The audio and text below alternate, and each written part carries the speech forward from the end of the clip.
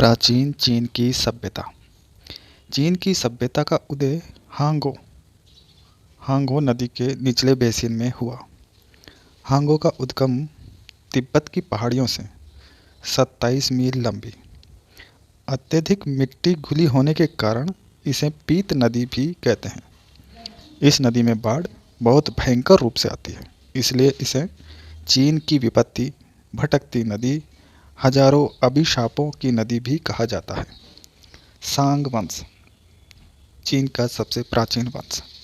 राजाओं ने 1766 ईसा पूर्व से 1122 ईसा पूर्व तक शासन किया।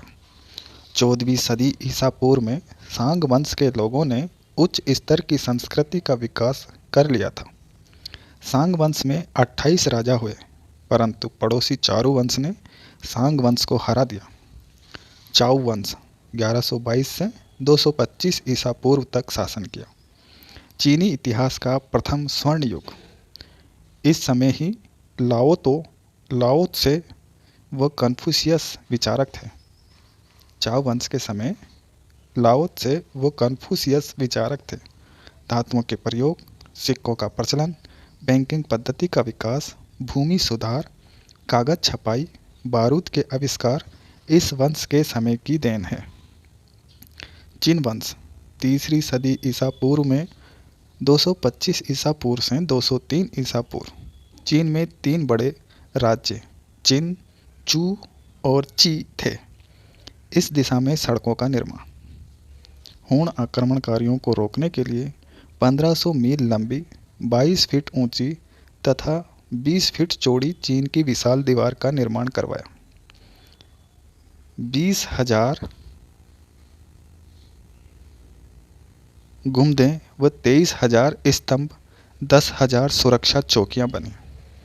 221 ईसा पूर्व में चीन का शासक हुआंगटी नाम का अर्थ प्रथम सम्राट, तीनों राज्यों का सम्राट बन बैठा। हान वंश 203 ईसा पूर्व से 220 ईस्वी तक शासन किया। सामंत प्रथा का अंत। विश्व में प्रथम बार प्रशासनिक सेवाओं में नियुक्ति के लिए प्रतियोगितात्मक परीक्षाओं का आयोजन।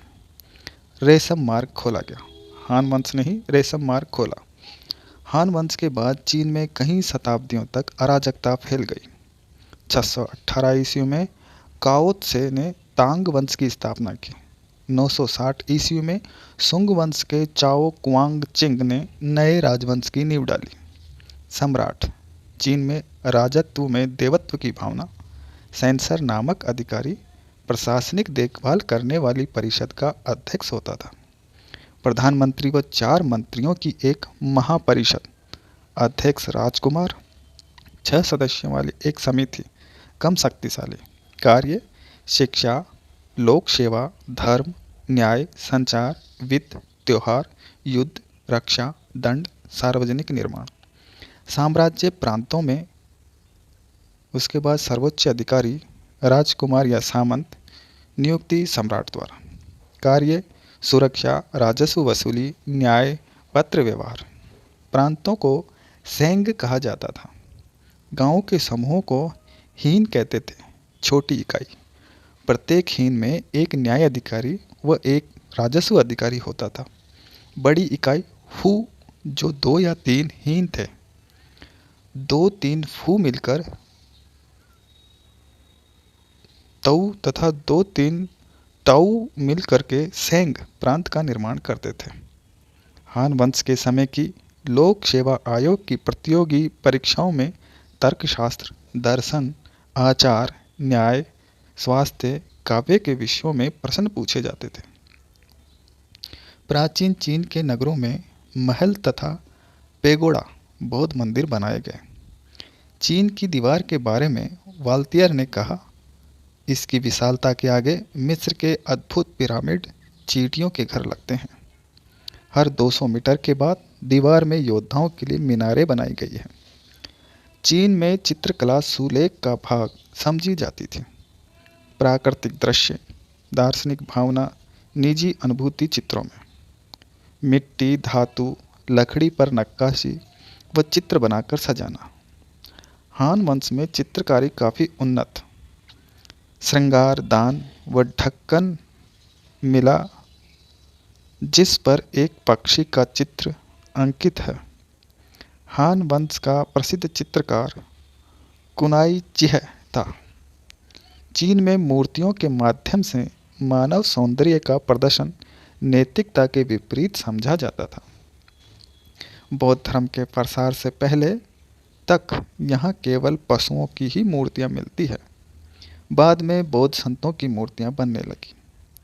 पिकिंग के निकट एक मंदिर में महात्मा बुद्ध की शयनावस्था की एक मूर्ति है। कांस्य की मूर्ति बनाने में प्रवीण थे। कटोरे, प्यालियाँ, तस्तरियाँ, पशुओं की आकृतियाँ प्रचुर मात्रा में, इन पर जड़ाई व अलंकरण का काम भी था। सामाजिक विभाजन जन्म पर नहीं था, कर्म पर था। चीन में शासक वर्ग के नीचे 5 मुख्य वर्ग थे। पहला बुद्धिजीवी, दूसरा व्यापारी, तीसरा कारीगर, चौथा किसान और 5वें नंबर पे दास थे। योद्धाओं की स्थिति नीची थी।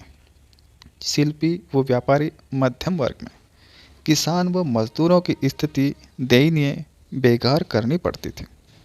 दासों का क्रय विक्रय, दुर्व्यवहार नहीं होता था।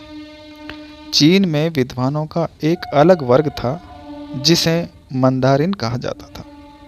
चीन में विद्वानों का एक अलग वर्ग था जिसे मंदारिन कहा जाता था। मंदारिन वर्ग में नियुक्ति के लिए, सार्वजनिक सेवा के लिए साहित्य विषय पढ़कर कठिन परीक्षाएं उत्तीर्ण करनी पड़ती थी। चीनी समाज के परिवार में वृद्ध स्त्री पुरुष का प्रमुख स्थान था। पितृसत्तात्मक सामूहिक उत्तरदायित्व की भावना, सिद्धांतों या परंपराओं में अटूट विश्वास, निसंतान होने पर पुरुष स्त्री को तलाक दे सकता था। त्योहारों पर आतिशबाजी करते थे। चीन के प्रमुख धर्म, ताओ धर्म व कन्फ्यूशियस धर्म। इन दोनों धर्मों में लाओ त्से व कन्फ्यूशियस दार्शनिकों की शिक्षाएं संकलित हैं। बाद में बौद्ध धर्म का प्रसार।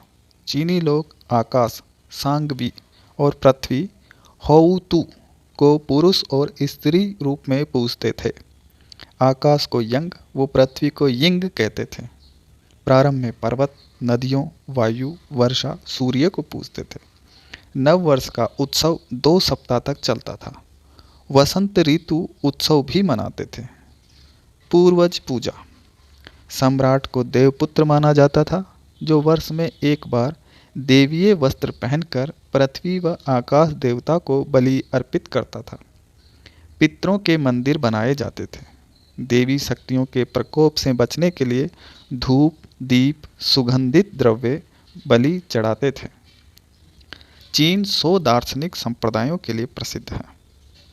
मेंशियस, कन्फ्यूशियस, लाओ त्से, मोल-त्सु चीन के प्रमुख दार्शनिक। कन्फ्यूशियस का जन्म चीन के लू राज्य के अभिजात वर्गीय परिवार में 551 ईसा पूर्व में हुआ। 3 वर्ष की अवस्था में पिता कुंग फू की व 17 वर्ष में माता की मृत्यु। शिक्षक के रूप में जीवन की शुरुआत। आनंद की खोज हेतु चिंतन।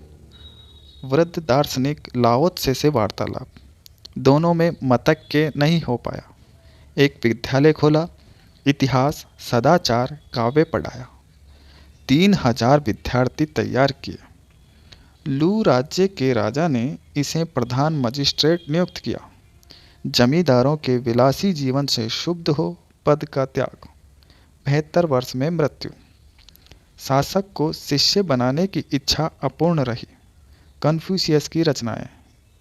ई चिन दर्शन की पुस्तक, सी चिंग चीनी काव्य ग्रंथ, ली चिंग सदाचार का ग्रंथ, सू चिंग इतिहास का प्रलेख, छुन छू चिंग बसंत व शरद ऋतुओं का वर्णन। कन्फ्यूशियस के शिष्यों ने कन्फ्यूशियस के उपदेशों और सिद्धांतों का एक ग्रंथ तैयार किया जिसे लुन चुई कहते हैं। होनान प्रांत, निर्धन परिवार, 604 ईसा पूर्व, लाओ त्से का जन्म। चाओ वंश में पुस्तकालय संरक्षक। पदत्याग, गांव लौटा। मूल नाम ली। लाओ त्से अर्थात प्राचीन आचार्य की उपाधि ग्रहण की। ताओ ते चिंग पुस्तक में विचार लिखे। ताओ का अर्थ मार्ग, विचारधारा ताओवाद कहलाती है। कन्फ्यूशियस ने इतिव्रत लिखे। कन्फ्यूशियस ने इतिव्रत लिखे जिसमें लू राज्य का 722 से 481 ईसा पूर्व तक का इतिहास है। 26 राजवंशों के इतिहास उपलब्ध है। सबसे पहला इतिहास सस्सुमाचेन ने लिखा, जिसे चीन के प्रथम इतिहासकार माना जाता है। पंचचक्की व जल घड़ी का आविष्कार चीन ने किया। भूकंप लेखी यंत्र, पतंग का आविष्कार, छतरी का आविष्कार चीन ने किया।